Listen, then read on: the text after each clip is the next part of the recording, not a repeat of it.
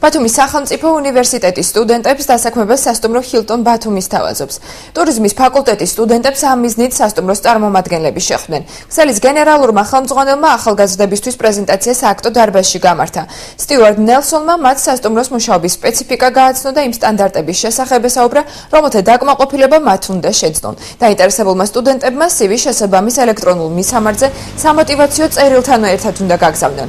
შერჩეული სტუდენტები მხოლოდ მას შემდეგ დასაქმდებიან, რაც უცხოეთში სპეციალური გადამზადების კურსებს გაივლიან.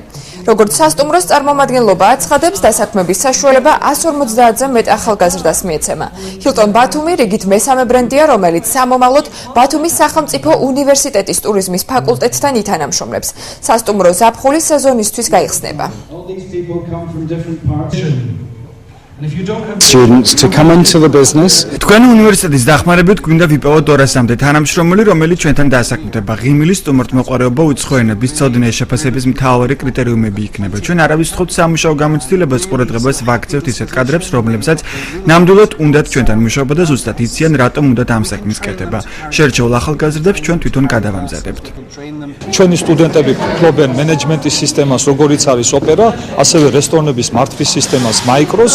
მთლიანობაში ჩვენი სტუდენტები გადიოდნენ ევროპაში მაღალი ბრენდის სასტუმროებში, ასევე პრაქტიკას ზაფხულის განმავლობაში და ვფიქრობთ, მთელი დაბეჯითებით მინდა ვთქვა, რომ ჩვენი სტუდენტები ფლობენ იმ უნარჩვევებს, რომელიც საჭირო იქნება მაღალი ბრენდის სასტუმროებში დასაქმებისათვის. თამბეშტავი და საინტერესო პრეზენტაცია იყო, რომელმაც კიდევ უფრო მეტი мотиваცია მოგცა იმისთვის, რომ ჩვენ დავიწყოთ ჩვენი კარიერა ჰილტონში.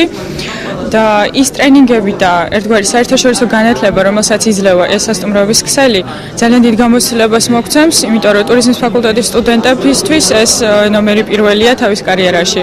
ამიტომ ვიმედოვნებ, წარმატებით შედგება ეს ჩვენი თანამშრომლობა.